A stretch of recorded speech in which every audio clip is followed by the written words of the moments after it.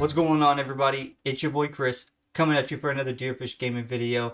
And today I am excited because we're live from the Executor once again covering Admiral Piett Blue.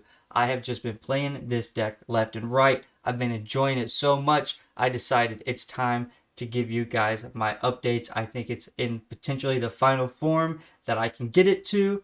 And yeah, I'm going to do a deep dive today. That's right, I'm going to go in more in depth than what I did last time because I feel like I have an even better grasp of what this deck is trying to do. So what exactly does that entail? I'm going to go over all the updates, like what's in this picture right here. I'm also going to be going over what decks I think it's good into, what decks I think it's bad into. I'm going to go over every single resource turn all the way from 2 all the way up to when we're going to be playing the Annihilator on resource 11. I am also going to be going over a little bit more in depth of the sideboard than what I normally do. And then after that, we're going to be going over maybe some other cards you might want to include that if you don't like some of the cards that I have chosen to put in this deck. And yeah, that's it. We'll be done. So if you like the sound of all of that, hit that like button. And if you don't want to miss any more videos coming out of the DeerFish Gaming channel, hit subscribe. If you want to see any other type of deep dives where I go really into depth on a different deck, comment down below and let me know what it is. Otherwise, I'm just gonna, keep rolling as it is. And, maybe I'll, who knows what's going to be coming after this, right? I'm just kind of going with the flow and whatever I'm having fun with. So, any suggestions, that would be cool with me. But yeah, let's get into the deep dive of Admiral Piett. All right, so real quick, just in case you missed my last video, Admiral Piett, action, play capital shit unit from your hand. It costs 1 less. Gotta love that. It's a free ramp. He flips on 5.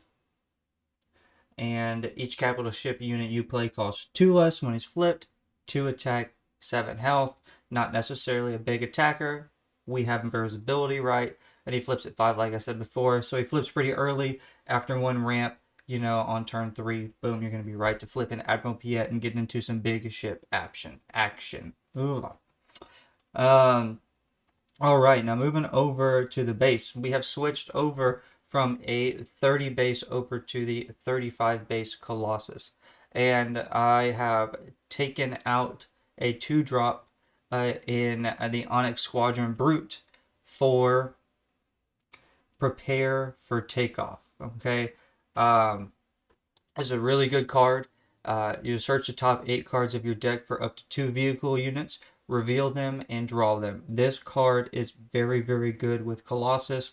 If you don't draw Pershing, drawing Pike Sentinel is okay because you can play a 2-drop. It's better than not being able to play on turn 1. But optimally, drawing Pershing is your best option. Well, drawing this card also makes it not so bad because what are we playing in this deck? A bunch of vehicles, and searching 8 cards out of a 50 card deck, that's almost 20% of your deck right there. We're gonna hit a vehicle. We're probably gonna hit 2 vehicles. So that's 2 cards in your hand right there. Even if maybe you can't play them, you can at least use them as resources and you're not as bad. It kind of makes up for having that 1 less card. I really, really like it. And so that's what is kind of allowing us, I think, to just really not feel so bad with Colossus. Okay. Now we're just going to go over the changes here. We keep Dr. Pershing, Pike Sentinel. I tried Director Krennic. I like Director Krennic. I think you can do some cool tricks with Director Krennic. I've tried to get really crazy with Director Krennic. I've tried to use Apology Accepted and, like play Super Laser Tech for 2 and then play Apology Accepted for 1. I'm telling you guys, when it comes to this deck, I've tried it all. And Pike Sentinel is just better. It's just a Sentinel. Director Krennic is great for playing on turn 1. But kind of playing after that, it's kind of like, the only other time is good is if like on resource 7 you don't have a Maul or another big ship to play, you can play Director Krennic. If Piett is still flipped, then somehow in a perfect world, then on resource 8 you can play Annihilator for 8 because it has a win defeated ability.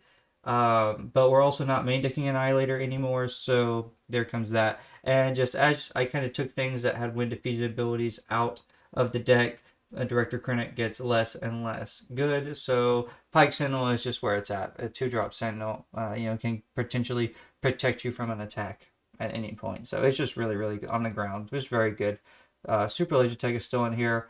I've been debating over Iden and Long Pike. We'll go over Long Pike in, towards the end of the video with some cards, like some flex cards. But yeah, really, really love Iden, but also Long Pike is good for its reasons. We completely cut Corvus, and we added the MC-30 Assault Frigate and CR-90 Relief Runner. Just for consistency base, where you're running Colossus, you just want to have a little bit more consistency there. And with also the 35 health, I just found Corvus having that restore wasn't as crucial.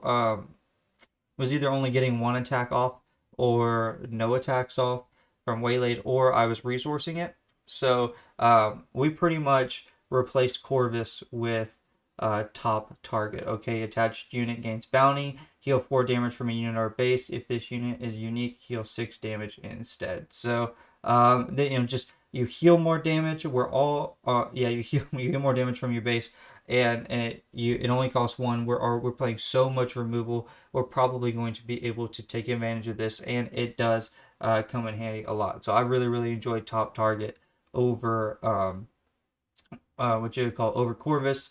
And then also, if you do go against like a force throw deck, you have a 1-cost card to use on force throw.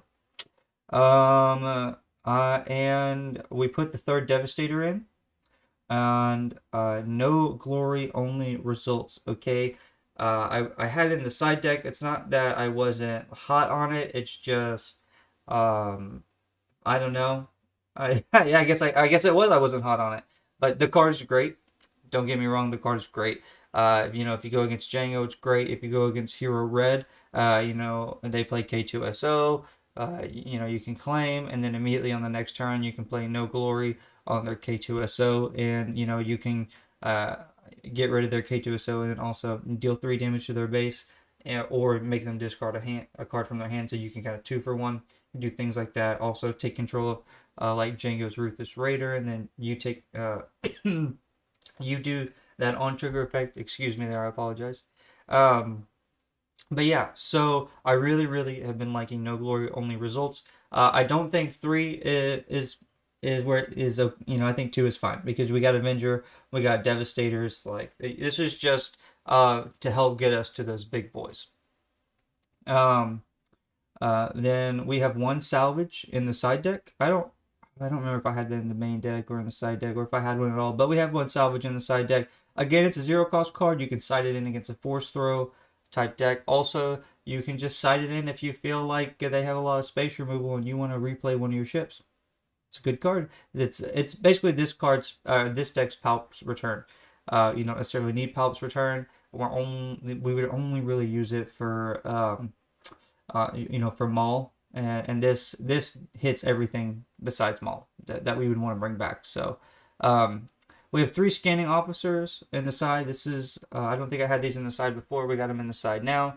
Quinlan has been playing a little bit more smuggle cards, and also I'm just finding that they resource smuggle cards pretty early. So this is good in Quinlan against Quinlan, but also this is just really good against one of our worst matchups. It's probably not our worst matchup, Han 1.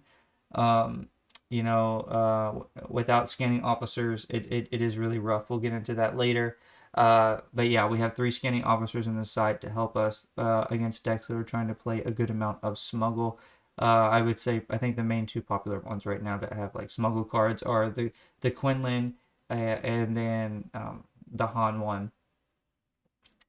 Both Cunning, Quinlan Target Down, and then Han 1 Cunning. And we got 1 Fellow Dragon still. Moved up to 2 Super Laser Blasts because just in case, like, I know I'm going to make it to 8, but I don't feel like Turbo Laser Salvo is doing it enough. And then Super Laser Blast can come in, or maybe I need both and side them in. 1 Supreme Leader Snoke has been added into the side deck because it is just very, very good. Just a lot of decks out there that they will go wide, especially right now because popular Django is, and Django itself also has a lot of 2 health units, and going wide, so you can just really reduce the amount of damage that needs to be done to your opponent to take him out, and also Snoke just shuts down a lot of like small aggro decks, like playing stuff 2/2s, or like 3/1s or 2/1s, just going wide. All these new 1 drops and 2 drops that have a lot of attack but low health. So just Snoke is really really good in certain instances. I don't think he's quite there for the main deck, especially in the Colossus build. But he's definitely good in the side deck for if some shenanigans need to happen.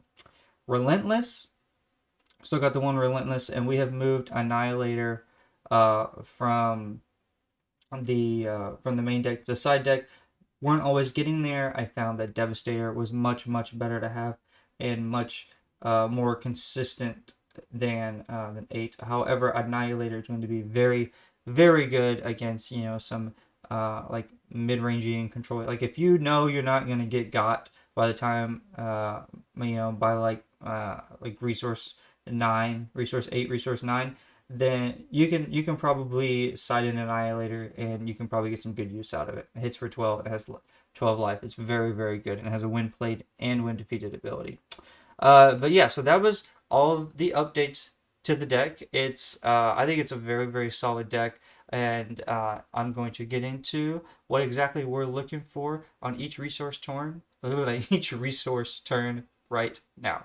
Okay, so starting out on resources 2 and 3, really all we're looking for is Dr. Pershing and Prepare for Takeoff are our main 2 options. Pike Sentinel is kind of our, I guess I'll keep this, at least I can play option. But really we're looking for Dr. Pershing or Prepare for Takeoff. Playing Dr. Pershing, just really sets you up for that super laser tech the next turn. If you drew the super laser tech instead of the resupply, you can on the second turn you can use Dr. Pershing's ability after you play super laser tech to put a point of damage onto super laser tech to ramp super laser tech immediately. So there's just that synergy there, and then on top of that you get to draw a card off of Dr. Pershing. So playing him turn 1 because he has a draw ability is just very crucial, because we are playing Colossus again, so that we start with 5 cards in our hand instead of 6. So the 2 drops are pretty self-explanatory. You want Dr. Pershing, and then after that Prepare for Takeoff, because you get to search 8 cards and draw 2 cards, again making up for our hand deficiency at the beginning with only starting with 5 cards instead of 6. So then we want to play Resupply, Power the Dark Side, or Super Laser Tech on turn 2. Almost always these are the best plays. Ramping, of course, being the best option, but if you have to power the dark side, you have to power the dark side. It is what it is. Sometimes you got to stop an aggro deck from going off so that you can make it to your big boys, right? But playing Resupply and then jumping right to 5, or playing Super Laser Tech and jumping right to 5 is always a great choice as well. So that's really all we're looking for on resource 2 and 3. Let's move on up the list. Okay, so resource 4 and resource 5. So that's the great thing about Piett, is there's a lot of flexies, because his ability reduces the cost of stuff by 1, and then if he's flipped, it's by 2. So there's the fleet interdictor that we can bring down from 7 and play on 5 with Piett flipped, right? So let's just get started though with 4. Let's get ahead of myself. Iden, I think, is a really good ground unit. I think she's underutilized. I definitely do like Long Pike, and I think I'm gonna be talking about Long Pike whenever we go over the flex options. But I really like Iden, being able to pilot her on a ship and give it +3/+3 and a shield. I feel like has been very good. It's been really helping out Overwhelming Barrage, is being able to finish and clear boards, or also with just getting a shield to protect a big ship, or whether it's just getting extra damage to finish off a game. I really have been enjoying Iden a lot. And also, you can play your Sentinel, Pike Sentinel on turn 1, then you can power the dark side on turn 2, and then if your opponent is still insisting on going ground because they know you're going to be playing big ships here in a second, you can play Iden, and you have a shielded 4/3 unit that could potentially take out 2 units at the on the ground because of her shield. So very, very good. Now, top target. Why do I have top target here instead of including it earlier? It doesn't cost 4, it costs 1. Well, I don't think you really can threaten top target until around the resource 4 or resource 5 turn. Specifically, on like resource 4, let's say that you just didn't have like, good draws, like you played a Pike Sentinel on turn 1, or maybe you played Pershing on turn 1, and then you played Pike Sentinel on turn 2. You didn't necessarily have a 3-drop, but you did, draw the top target. Well, you're not really going to play it right now. Pike Sentinel's probably not going to take anything out, and neither is Dr. Pershing. But you draw like a Power of the Dark Side on the next 2. You're like, oh, okay, well, now we can potentially do something. You can put the top target on something, and then you can power the Dark Side if they have multiple, if they have multiple units out. That's potentially a flaw. But you get my drift. Like, you need to have the resources to play top target and then play the removal. So, or you could do something like play Pike Sentinel and then play resupply after that. And then on the next turn, you'll be at 5. You could play top target on something and then take down if you wanted to do a heal and removal. You can do stuff like that. But also, when you flip Piett on 5, you can play the Fleet Interdictor like I spoke about earlier. So there's that big play. So there's just a lot of things that this deck could do. So Resupply Carrier will only cost 5 if you play with Piett not flipped, and you can play it for 4 with Piett flipped. So that's just another instance where I'm saying, like, as you get higher into the resource turns, you can potentially have one resource to play with, and that's when top target can come in handy, and you can just play top target because maybe you're going to Overwhelming Barrage next turn, or maybe you're going to Turbo Laser Salvo one of the turns after you played a big ship and you have an extra resource. But yeah, I'm just finding that there's a lot of times where I'll have like one extra resource if they don't immediately take care of Piett, because Piett reduces the cost of ships by 2, and you don't always draw the discounted on curve ships. You know what I mean? Sometimes you're on resource 8 and you don't draw your Devastator, but you finally drew your Avenger. Well, you can, if Piett's flipped, you can play your Avenger for 7, and then or you can play top target, right? And then you can play your Avenger for 7. So just there's a lot of different things that you can do with top target. I really like top target. And so the same thing that's with Resupply Carrier is also with the CR90 ship. It's just, a 4/6 unit, restore 2, and when defeated, it can heal up to 3 damage. So it just restore, and when they finally decide they want to deal with it, you just heal 3 more damage.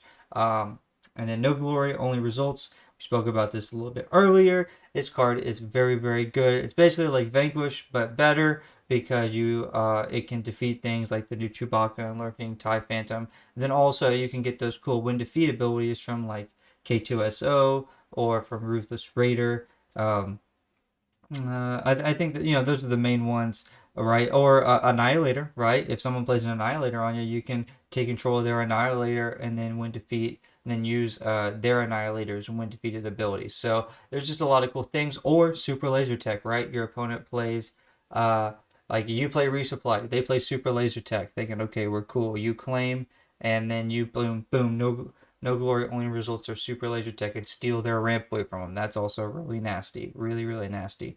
And so we got the MC90 Assault Frigate. This card costs 5. It can cost 4 with Piett's ability. If you flip Piett, it'll only cost 3. Very, very, very good card, okay? It has 5 attack, 5 health, and it has Raid 1 and Overwhelm. But, this card is just very, very good. Ultimately, I had to put it in over Corvus. I was really liking the Restore from Corvus, but this having 5 attack coming out on 4, so even if you miss ramp for whatever reason, you can still Overwhelming Barrage this on turn 5 if they flip a pesky leader like Quinlan Voss or Django. You just really need to have that Overwhelming Barrage to go up to 7 if you need it with this ship. It's just very, very good, and this ship also helps you just begin to push the damage faster and faster and faster. And then the last 2 cards we haven't really talked about, but also kind of have talked about, is Overwhelming Barrage and Takedown. Classics, take down, defeat a unit with 5 or less health, an overwhelming barrage.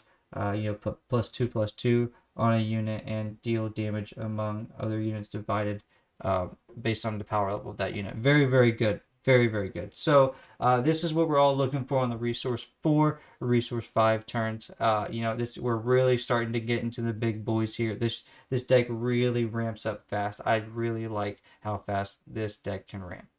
Okay, so resources 6 and up, we kind of have some duplicates, but yet some of these cards are still playable, so we're going to include them, like the resupply carrier. Technically, if we play for 4 or 5, it also can be played for 6. So we're going to include it here, and like say you want to ramp again, boom, you can play resupply carrier again. It is not a unique unit. You can play it again if you want to, and not have to destroy the other one. The CR90 relief runner, same thing. It is not a unique unit. So if you want to double up on some CR90 relief runners and really get that restore going, that is your choice, my friend. Fleet Interdictor. It is also not a unique card, so you can play it for 5, 6, and 7. If you draw 3, man, I am not mad at playing all 3 Fleet Interdictors. I had 2 out at one point against somebody, and it is just, woo, that's 12. That's pushing 12 damage. That's 2 Sentinel units. That is nothing to scoff at. So I really, really like. These cards are, I think, staples in this deck because it just really helps out your mid game, along with that MC90 Assault Frigate, right? Now Maul is just so good. If you're not playing Maul and you're a Piett deck, you have to. You're already double ramping. You're trying to double ramp. You double ramp a lot, and if you double ramp and you have Maul, you could take out any leader that they play on that flip turn, or really any flip turn. You could take out any leader that you need to.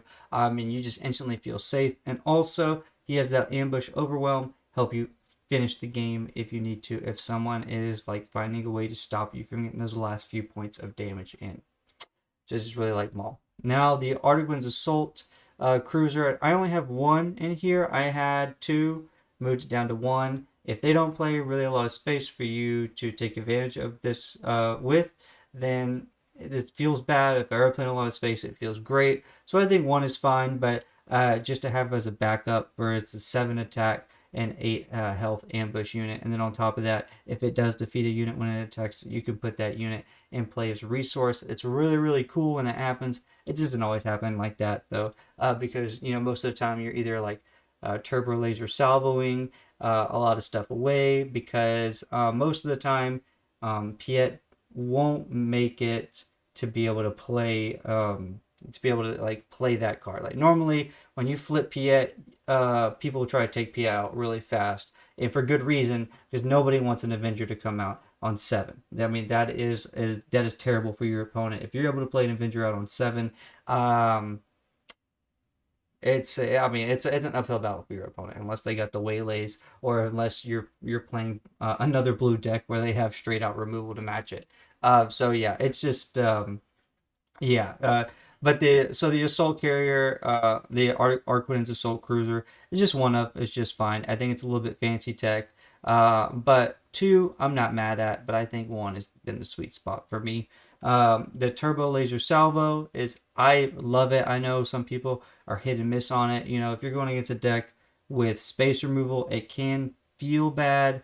But you still got your overwhelming barrage, and we have our Super Laser Blast in the side deck. I mean, and most of the time, game 1, I feel like Turbo Laser Salvos are great. And then, if I need to switch to the Super Laser Blast, I can do that in game 2 or game 3. But I don't know. I've really, really been liking main decking the Turbo Laser Salvo because it comes a turn earlier than the Super Laser Blast. And I think that's just really, really crucial. I've lost a lot less games to some aggro decks with moving to Colossus and switching from Super Laser Blast in the main to Turbo Laser Salvo in the main.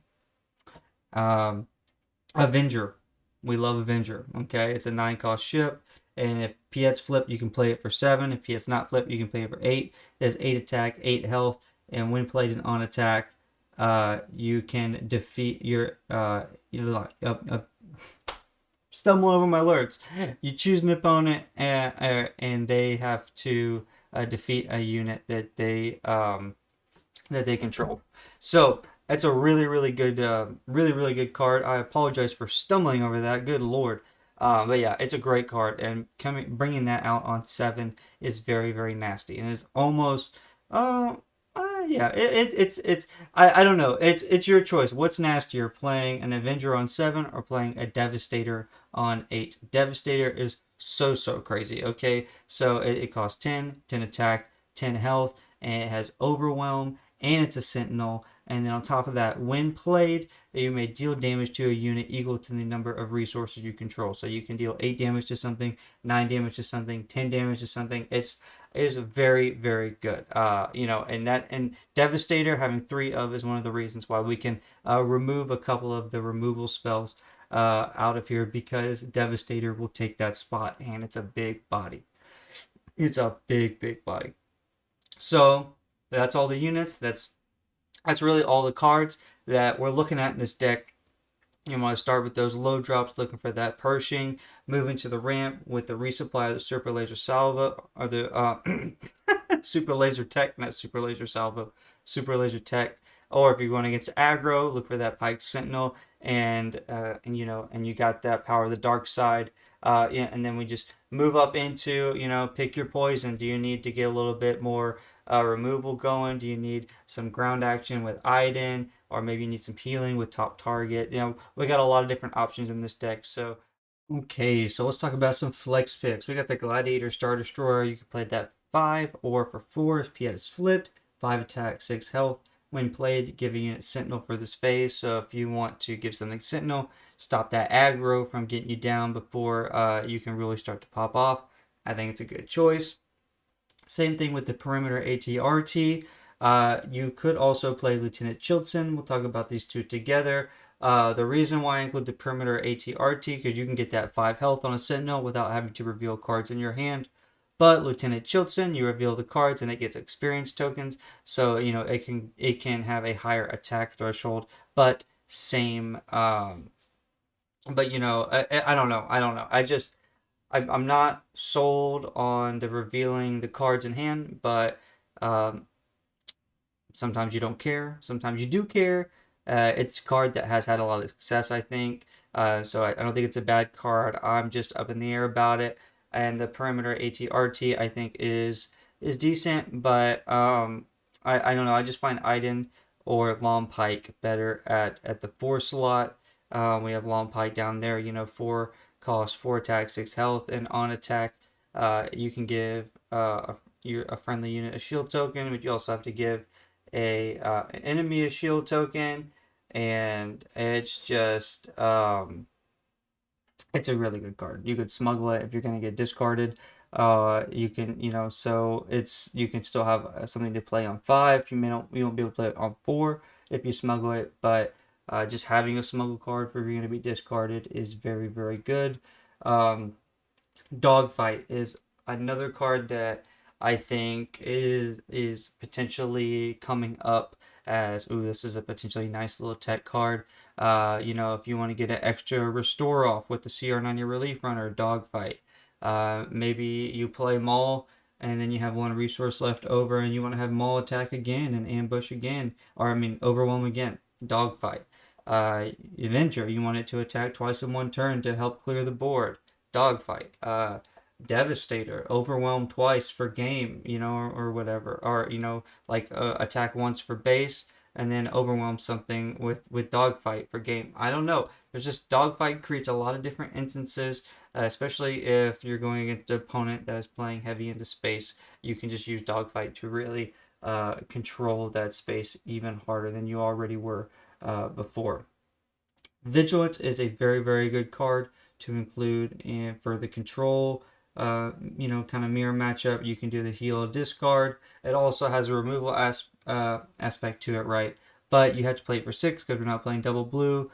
But it is a good card, so if you felt like you wanted to flex in Vigilance, there's nothing wrong with that either.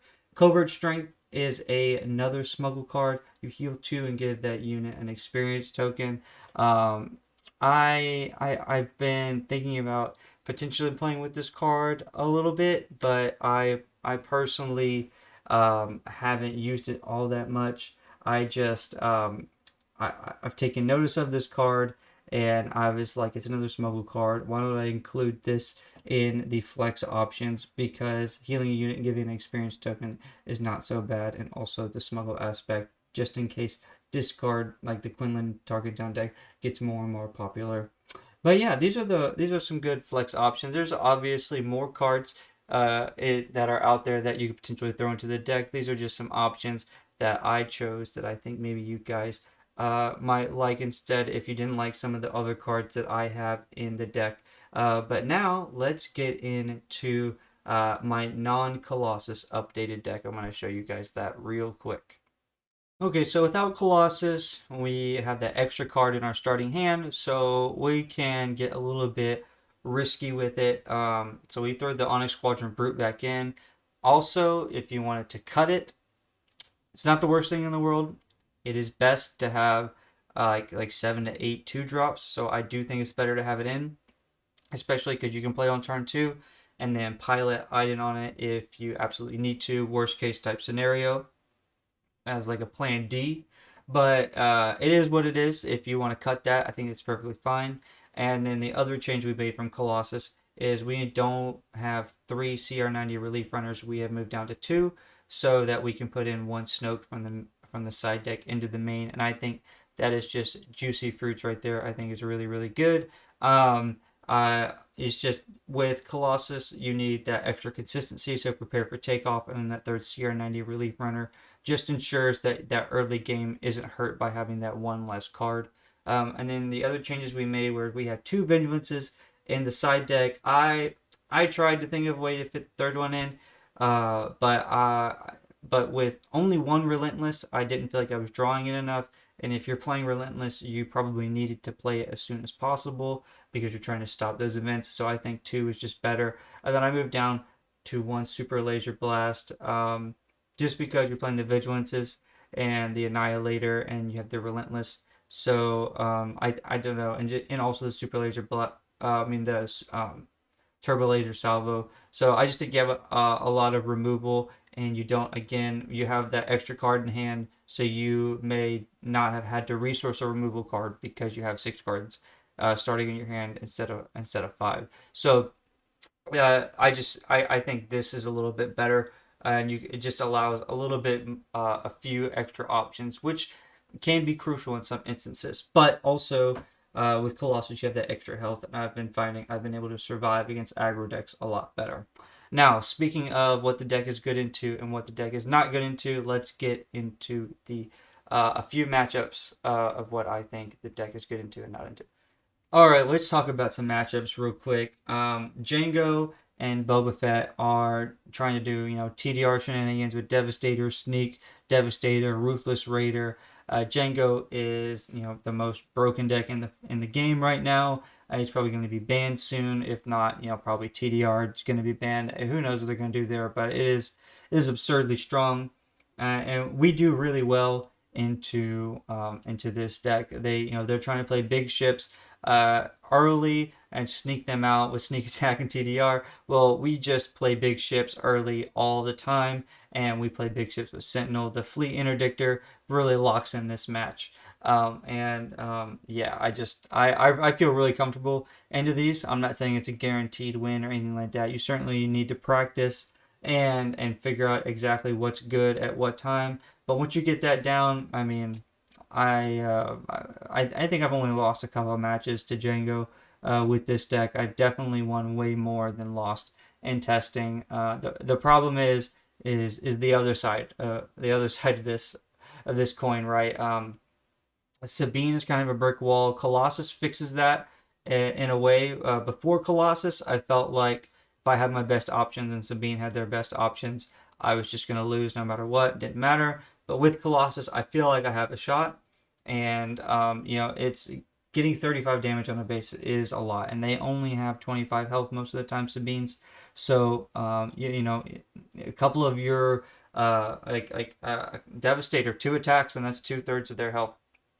More than 2/3 of their health. So you can really close it if you can just hold them off. You can just hold them off just a little bit. You can really start to close the game out. So, but yeah, Han, the Tech DJ combo is.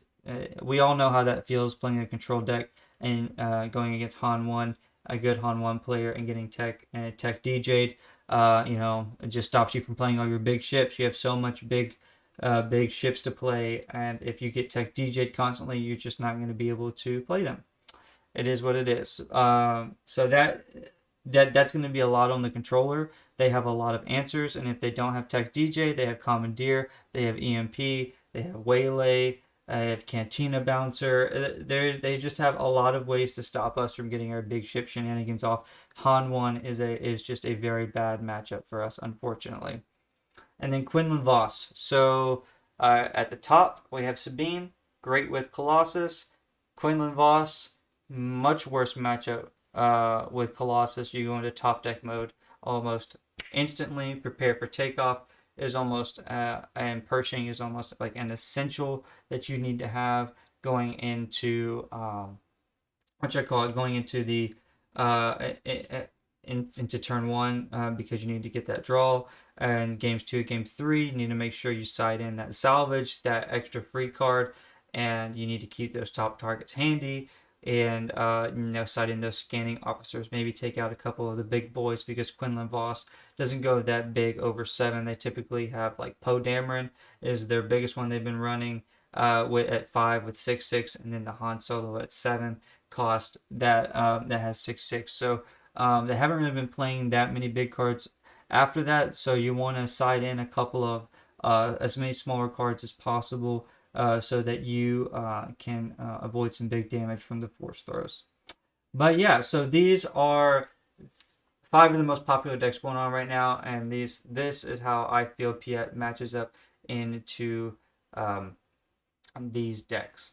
I don't think I have anything else. Let me check my notes real quick. No, that's it. Thank you guys for staying around. If you liked the video, hit that like button. If you made it this far, hit that subscribe button so you don't miss any more videos coming out of the channel. And again, comment down below if you want to see any specific deep dives coming out, or if you just want to see any type of deck breakdown coming. I will do it. I love building decks and trying stuff out. I have ADD. I like to switch stuff around. So yeah, thanks for sticking around. I'll see you next time. Peace.